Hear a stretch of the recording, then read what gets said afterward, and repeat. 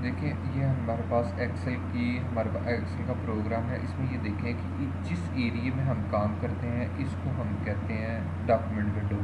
और document window को अगर हम क्लोज़ करना चाहते हैं तो कंट्रोल डब्ल्यू प्रेस करते हैं। कंट्रोल डब्ल्यू एक शॉर्टकट की है जिसके साथ हम किसी भी टैब को क्लोज़ कर सकते हैं या किसी हम डॉक्यूमेंट विंडो को क्लोज़ कर सकते हैं। अब आप देखिए इसके अलावा एक शॉर्टकट की है कंट्रोल F4। अगर आप कंट्रोल F4 भी प्रेस करते हैं तो भी आपकी डॉक्यूमेंट विंडो क्लोज होती है। ये शॉर्टकट कीज़ आप याद रखिएगा, कंट्रोल W, कंट्रोल F4। अच्छा, एक शॉर्टकट की है Alt F4। अगर आप Alt F4 प्रेस करते हैं तो आपका सॉफ्टवेयर क्लोज हो जाता है, ठीक है, उससे आपका सॉफ्टवेयर क्लोज हो जाता है। मैं दोबारा एक्सेल को ओपन करता हूँ। अब आप इसके बाद देखिएगा कि हम इसके साथ अगर हम न्यू पे क्लिक करते हैं कंट्रोल N तो हम एक नई फ़ाइल बनाते हैं। मैं दोनों को क्लोज़ करता हूँ। अगर हम इधर फाइल पे जाके देखें, अगर हम न्यू पे क्लिक करते हैं तो ये बजट और इस तरह के टेम्पलेट्स हमारे पास अवेलेबल हैं, जो बने बनाए टेम्पलेट्स हैं। इनको आप एडिट करके इनमें आप चेंजिंग कर सकते हैं टेम्पलेट को। फिर हम देखेंगे और मैं नई फ़ाइल बनाता हूँ, ठीक है। अब आप देखें कि आप इसके अंदर डाटा एंटर करते हैं। लेट्स सपोज मैं एक डाटा एंटर करता हूँ, इमरान, राशिद, वकास, अगेन इमरान और उस्मान, ठीक है। लेट्स सपोज एक दफ़ा फिर हम अब अगर आप कंट्रोल F प्रेस करते हैं, ये फाइंड की शॉर्टकट की है, आप इमरान करते हैं और आप इस वर्ड को सिलेक्ट कर फाइंड कर सकते हैं। और इसी तरह शॉर्टकट की है कंट्रोल H, रिप्लेस की शॉर्टकट की है। और अगर आप इमरान के वर्ड को रिप्लेस करना चाहें, लेट्स सपोज आप कामरान के साथ रिप्लेस करना चाहें तो आप रिप्लेस ऑल करेंगे। अब आप नोट करें कि जितने भी इमरान के वर्ड थे वो कामरान के साथ रिप्लेस हो गए। तो कंट्रोल F उसकी फाइंड की शॉर्टकट की है, कंट्रोल F जो है वो हमारे पास रिप्लेस की शॉर्टकट की है। तो ये अब याद रखें। अच्छा, हम इसके साथ अब थोड़ा सा आगे बढ़ते हैं। लेट्स सपोज हमारे पास कुछ नंबर हैं 10, मैं 10 ही करता हूँ समझने में ईजी रहे।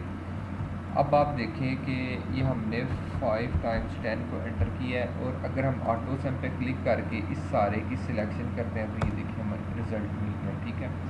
अब आप ऊपर फार्मूला बार में इस फंक्शन को देखें, जो सम का फंक्शन हमने यूज़ किया है, तो ये सम का फंक्शन है और ये हमें रिज़ल्ट मिल गया। अच्छा, ये हमने ऑटो सम को यूज़ किया है, लेकिन अगर हम इधर इक्वल टू का साइन और हम इधर आके प्लस और इसी तरह हम एरो की के साथ हम मूव करते हैं, एरो की के साथ, और हम सिलेक्शन कर लेते हैं। अब ये हमारे पास जो है, जो हमने प्लस को यूज़ किया, ये हमारे पास फार्मूला है। और ये जो ऑटो सम को हमने यूज़ किया, ये हमारे पास फंक्शन है। तो दोनों हमें इधर मिल रहे हैं, ठीक है।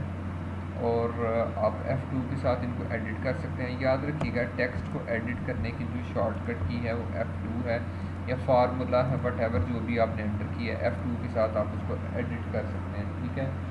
तो इसको याद रखें। और ये देखें, जो हमारे पास ऊपर ये आइकन है अनडू का, और कंट्रोल Z के साथ। और अगर आप फिर आगे अगले स्टेप पर जाना चाहें तो रीडू है, कंट्रोल Y शॉर्टकट की है। आपने एक ABC वर्ड लिखा, कंट्रोल Z किया तो आपने अनडू किया, और कंट्रोल Y करके रीडू करके आप उसको दोबारा लेके आ सकते हैं, ठीक है। तो इसी तरह अगर आप कंट्रोल G प्रेस करें तो ये गो टू की शॉर्टकट की है। आप किसी भी जगह लास्ट सेल पे, फार्मूले पे, इसमें मुख्तलिफ चीज़ें हैं, उस पर आप मूव करते हैं कि लास्ट सेल पे जिधर आपने काम किया कंट्रोल G के साथ आप उधर मूव कर सकते हैं, ठीक है। इसके बाद आप देखें कि आप मैं शिफ्ट F11 के साथ एक शीट ऐड कर देता हूँ। और इसमें आप देखें कि आपने मैं एक सेल का साइज़ इंक्रीज़ करता हूँ, एक सेल का साइज़ देखें, इसके अंदर मैंने ABC ऐड की, ठीक है। अब आप देखें कि ये इसके जो है बॉटम पे है। अब आप देखें कि टॉप पे वर्टिकल है, टॉप कर सकते हैं हम, मिडल पे लेके आ सकते हैं उसको, और उसको बॉटम पे लेके जाए। इसी तरह हम उसको लेफ़्ट पे, सेंटर पे और राइट पे कर सकते हैं। और अगर हम मिडल और सेंटर सेलेक्ट करें तो एक वर्ड हमारे पास ही सेंटर में आ जाता है। तो ये देखें, हम इसको अलाइनमेंट को देख रहे हैं, तो इस तरह हम इसको जो है ना सेंटर में कर सकते हैं। और इसके साथ हम इसकी डायरेक्शन चेंज कर सकते हैं। ये देखें, टेक्स्ट की डायरेक्शन उसको हम मुख्तलिफ डायरेक्शन में चेंज कर सकते हैं, ठीक है। और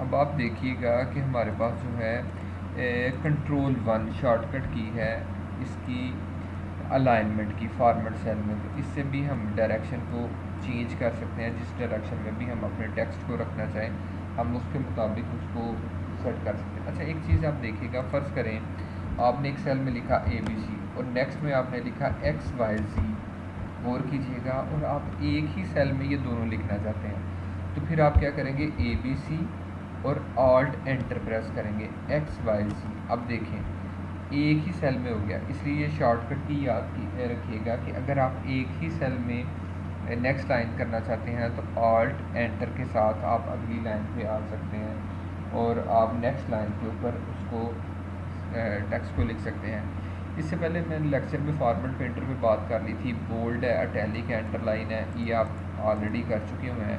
अच्छा, अब आप देखिएगा एक नई शीट है, मैं इस पर कंट्रोल P प्रेस करता हूँ, आप देखें हमारे सामने एक ब्लैंक आ जाएगा, कुछ भी प्रिंट के लिए नहीं आया। मैं इस पर कुछ टेक्स्ट लिखता हूँ, अब आप कंट्रोल P के साथ देखें तो हमारे पास ये नज़र आया है, लेकिन इसके साथ हमारे पास जो है वो टेबल शो नहीं हुआ। इसके लिए क्या है, आप इसको सिलेक्ट करें जितने भी एरिया को आप सिलेक्ट करना चाहते हैं, और अगर आप इधर से आने के बाद अगर आप बॉर्डर सेट करते हैं, ऑल बॉर्डर करते हैं, ये देखें बॉर्डर आ गया, तो ये हमारे पास आइकन जो है ये बॉर्डर की सेट है।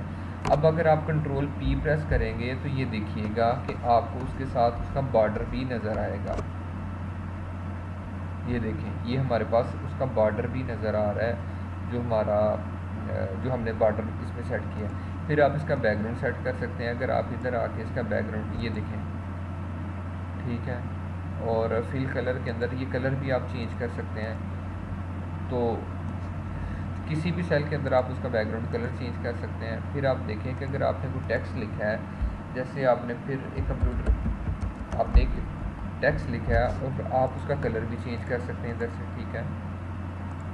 फिर आप उसका साइज़ चेंज कर सकते हैं, ठीक है, और आप उसको टेक्स्ट का साइज़ जो है कम भी कर सकते हैं। इधर से भी आप टेक्स्ट का साइज़ इंक्रीज़ कर सकते हैं और उसके साइज़ को कम कर सकते हैं, और आप पैराग्राफ उसका जो है फ़ॉन्ट को चेंज कर सकते हैं। ये डिफरेंट ऑप्शन है जो हम उसके अंदर कर सकते हैं, अपने जो है टेक्स्ट के साथ हम ये डिफरेंट ऑप्शंस कर सकते हैं, ठीक है। और फिर अगर देखें अगर आपने एक टेक्स्ट लिखा है, मैं इसी का ज़रा साइज़ इंक्रीज़ करता हूँ सेल का, तो आप ये देखिएगा कि अगर आप ये देखें इंडेंट पे क्लिक करें तो ये आप अपने टेक्स्ट को मूव कर सकते हैं, और अगर आप डिक्रीज़ इंडेंट पे करें तो आप अपने टेक्स्ट का साइज़ को कम कर सकते हैं, ठीक है। तो अब आप देखें कि इस इंडेंट के साथ आप साइज़ को इंक्रीज़ कर सकते हैं और डिक्रीज़ कर सकते हैं, ठीक हो गया। तो रैप टेक्स्ट की ऑप्शन पे हमने लास्ट लेक्चर में बात की थी। इसके बाद आप देखें कि यही ऑप्शन है हमारे पास मर्ज सेंटर। देखें हमने कुछ सेल सिलेक्ट किए और एक सेल में हम कुछ चले टेक्स्ट लिख लेते हैं, और अगर हम ये देखें सिलेक्शन के बाद मर्ज सेल पे क्लिक करते हैं तो ये क्या करता है कि मर्ज एंड सेंटर हमारे पूरे उस सेल को मर्ज करके एक सेल बनाता है। मर्ज का मतलब होता है इकट्ठा करना, और एक वो टेक्स्ट को सेंटर कर लेता है। लेकिन अगर हम इधर आके हम ये करते हैं, अगर अनमर्ज पे क्लिक करते हैं, ये देखें अनमर्ज, तो दोबारा वो उसी फॉर्म में आ जाएगा जैसे था। और अगर आप इसके बाद मर्ज सेल करते हैं तो ये देखें ये क्या करता है कि उसको मर्ज कर लेता है और उसको उसके बिल्कुल जो है ना टेक्स्ट को उसके बॉटम पे ले जाता है, ठीक है। ये हमारे पास मर्ज की ऑप्शन है, एक इसमें बड़ी ज़बरदस्त ऑप्शन है, यूज़ कीजिएगा। वो क्या है कि मर्ज क्रॉस। अब आप नोट करें कि ये इसने इसके सेल को सामने की तरफ मर्ज कर लिया है, ठीक है, ये उसने उसको सामने की तरफ मर्ज किया। अब आप देखें कि ये इसने इसको मर्ज किया है, ठीक है, सामने की तरफ। इससे हम और ऊपर सेल अवेलेबल है, नीचे सेल अवेलेबल है, ठीक। इसने एक सेल कर दिया था, लेकिन ये क्या है कि हॉरिजेंटल मर्ज हुआ है। हॉरिजेंटल जो सेल थे ये उसने उसको हॉरिजेंटल मर्ज किया। तो ये हमारी एडिटिंग की थी, कुछ चीज़ें एडिटिंग की थी, तो वो आज हमने देखी है। तो नेक्स्ट हम इसके अंदर इसकी जो फॉर्मेटिंग को देखते हैं कुछ, ठीक है।